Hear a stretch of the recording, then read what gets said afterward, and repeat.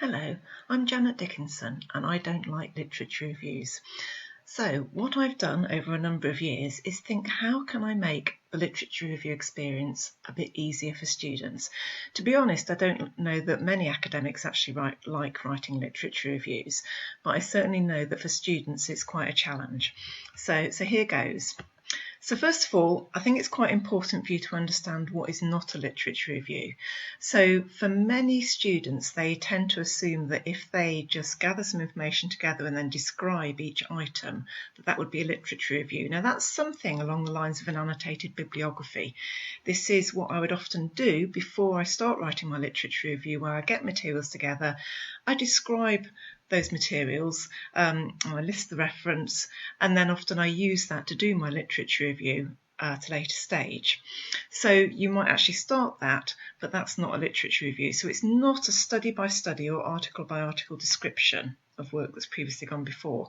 And when I get drafts from students, that's quite often what I get. So let's have a look what it is. So literature review is a form of secondary data analysis. And the data that you're going to look at here is not data, raw data. What you're looking at is work that other people have written, and preferably work that's been derived from research. And then what you're trying to do is you're trying to demonstrate your knowledge of the topic. So you're trying to discuss what's known about that topic, support it with the research literature. And things you might do is you might show how the topic's evolved, what is known, what is not known about it. And typically we will organise this. We won't just do it by author, as I said. That's not the right thing to do. We group this material together according to, it might be main ideas, it could be themes, concepts, okay, but not the authors. And I've said there it should be critical as well as descriptive. So it's not just about describing these materials, but it's actually bringing in some critical analysis. And I'll give you some tips at the end about that. And then students often say to me, well, what does it look like? I've never seen one before. And I go, I think you probably have. So the first thing to do would be to look at a journal article and look at the introduction. And quite often their second section is even titled a literature review. That's the literature review. So have a look at that. You can also look at past dissertations. Your faculties will all have a database where you can look at previous dissertations, previous final year projects, and they will almost certainly have a literature review. But the journal articles are the best thing to look at. And when we're doing a literature search, this is a brainstorm I once had with some students about what you might be trying to do in a literature review. So we can see some things there, like what are the key theories, concepts, ideas. You might want to actually map them out for your topic.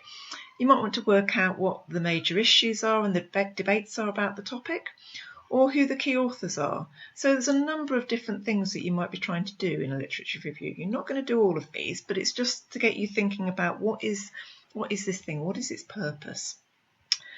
And in terms of doing a literature review, I do it in 3 phases. So first of all, and this is just when you're getting the materials together, I do a broad scan. I want to see what's out there.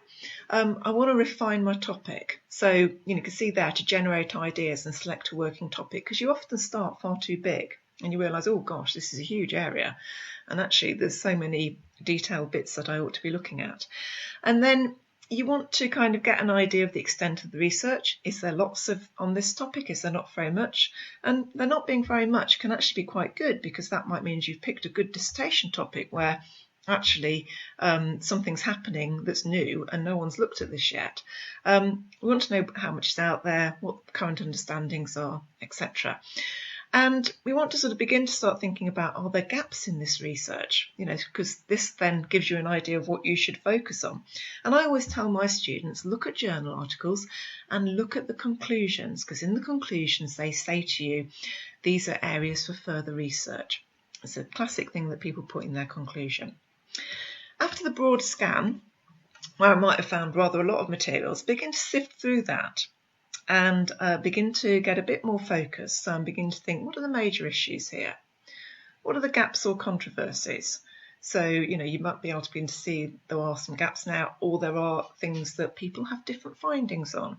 Who are the main authors? Are there really important people here? Should I be looking at other works that they've produced? And then the third phase is a more comprehensive critique. Now, by this stage, you'll have probably sifted through your material and identified a much smaller volume of material that you think is relevant. And you're going to look at this in detail. And you're going to look at, the trends, what's changing, whether there's a lot of agreement about things, disagreement. And what you're trying to do is find the evidence that's going to support your research study, that's going to say, yes, there is a research problem here that needs solving, and gives you a rationale for your study. And in terms of practicalities, we need to think about where to search, how to search, and you also need to keep records. So, I keep notes of everything I've read, even things which I think aren't that useful, because sometimes 2 months later they do become useful. You can use various software tools like Mendeley, EndNote, or simply use Word. And I actually use a combination of Mendeley, where I store all the literature I find, and then Word, where I keep annotated bibliographies. But above all, make sure you save your references. If you're taking notes and you're taking material as direct quotations, make sure you're aware of that, because obviously there could be plagiarism issues further down the line if you're using people's words directly without realising it. And begin to categorise evidence. So maybe I sometimes have subfolders for materials, and also in my annotated bibliographies I'll have subfolders of things.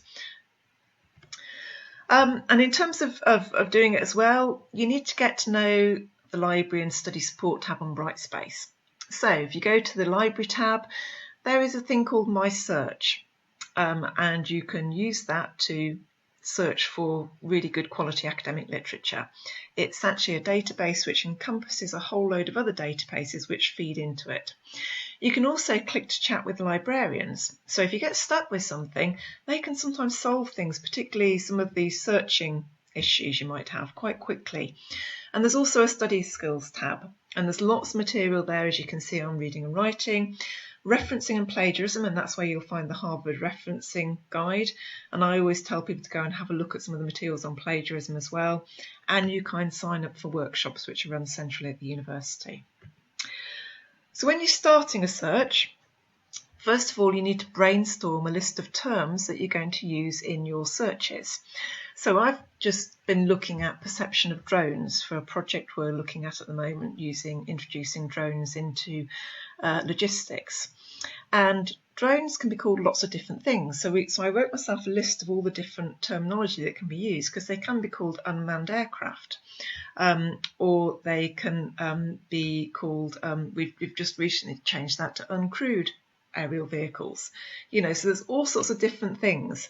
And so we wrote that list. And then in terms of people's perception, well, we use terms like public perception, public attitudes, public understanding, public acceptance, engagement, all sorts of things. So I wrote this big list and used them in the searching.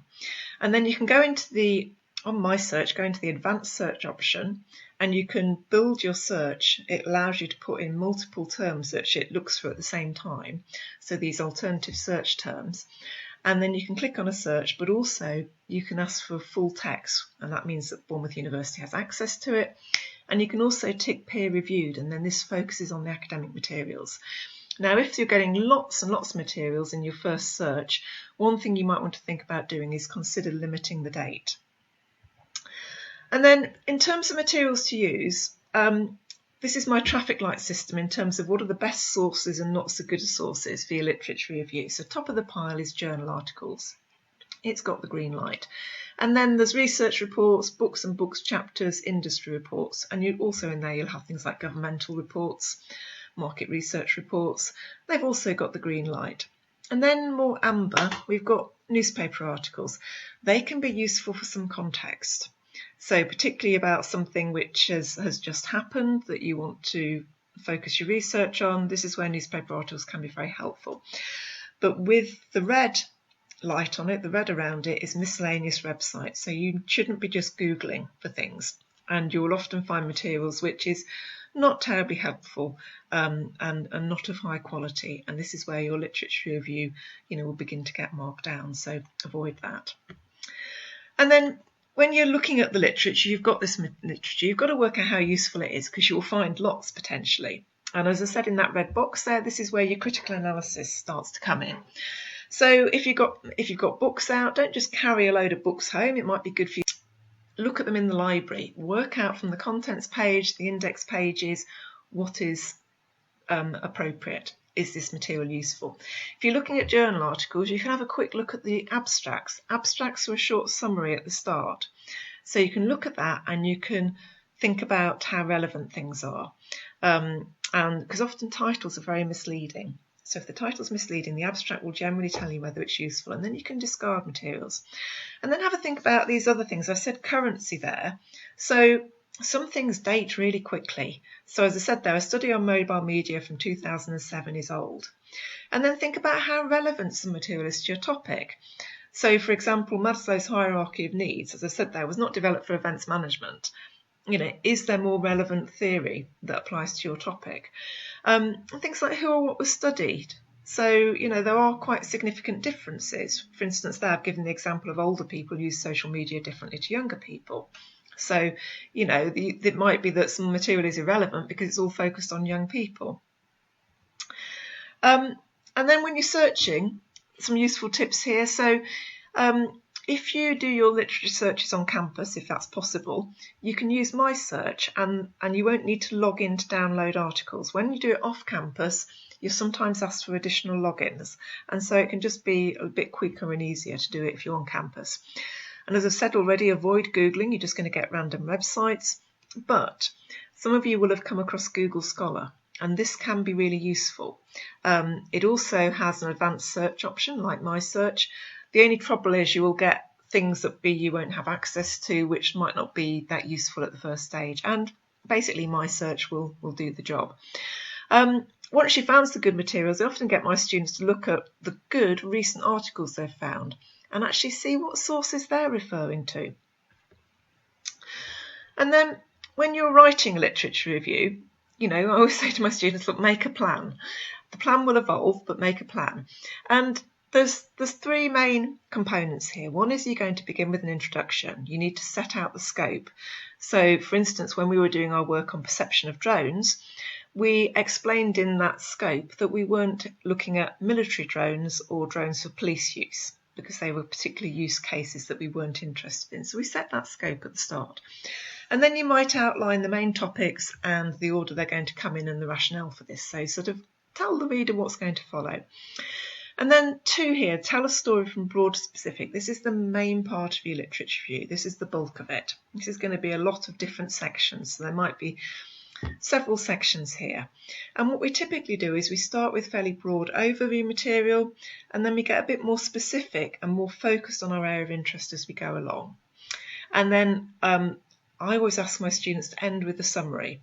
And briefly here you want to state what is known, but also what's not known, and where the research gap might be. And ideally this ending will feed straight into your methodology. So I've given an example there related to festivals, where it's stating here that festivals contribute to the development of bonding social capital, yet are less effective in building, bridging or linking social capital. But there's a however here. In the context of smaller scale community festivals, there are few studies to inform this research. So here we're sort of saying there's a research gap on the specific thing that we're interested in, which in this case is smaller scale community festivals.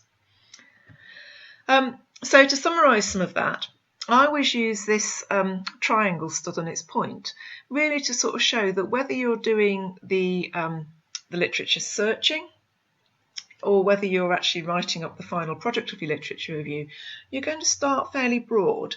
And as you go through, it becomes much more specific to your topic and your area of interest, so that you're able at the end to draw conclusions for your study that go forward into your research questions and your methodology. And I'll just end with a few tips. First of all, organise material by grouping similar studies findings together. So sometimes students sort of say to me, I've found lots of studies and I've written so much on something which seems like a really minor point.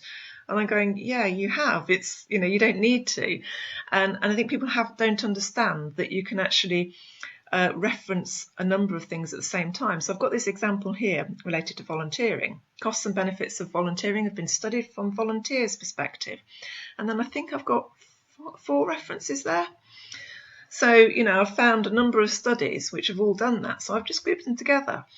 And then there's a couple of studies who've looked at it from an organisational perspective, and I've referenced them as well. So that one sentence has got 6 references in. So one, it's demonstrating that you've looked at quite a lot of material here. These studies have all done this, but you've grouped it nicely together. And then you can do things like identify areas of controversy in literature. So this is where studies find different things, and they do. So here I've got one related to hospitality, where Brown has identified that conflict in hospitality is centred on interpersonal relationships, but Smith has found it to be more task-based. Now, this actually comes from some students' work a few years ago, and I said to her when they found this, well, why? So the question underneath, can you explain the findings? And I think it came down to what they'd actually focused on in the studies. And they'd focused on different things, and that had led them to, conclude something slightly different. And another thing you can do, number 3 there, is use findings from another study to explain what's been found elsewhere. You can often draw on maybe theory from elsewhere that explains something. So that's something to think about. It's a good bit of critical analysis to do that. And then this slide is all the tips here are about relating the material to your topic, essentially that first point, but in slightly different ways. So, for example, students often define things. They give several definitions. And I kind of go to them, that's great, you've got 3 definitions here. I can see you're good at copying definitions from places. But which is most relevant to your topic? So explain to the reader. So I've got this thing at the top there, definition X is most relevant to wage inflation because. So you found 3 definitions, which is really relevant here. And similarly underneath, if students are looking at something like motivations, which is a really broad, wide-ranging topic with a lot of work done on it, what can you suck out from that is really important for your study?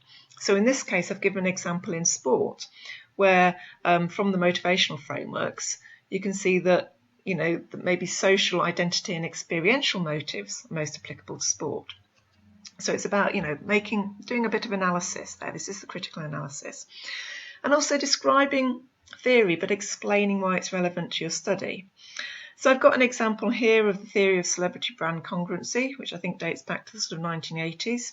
And I said here it's relevant to social media influencers since they promote brands that align to their lifestyle. So you're explaining, why is this bit of old theory coming in here? Well, actually, because it could be quite relevant to a much more contemporary marketing issue. And so, above all, you've got to make the connection for the reader between subtopics and the topic. So, you suddenly start talking about the theory of celebrity brand congruency. Explain why that might be important. And then finally, some more basic things.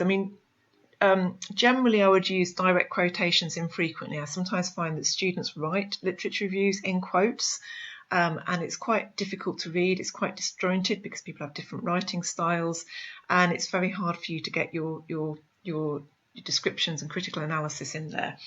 And always cite your sources. So, if you make a point in your own words, make sure you reference. If you are quoting, make sure you reference it. And finally, what I would say is start writing sooner rather than later. Good luck.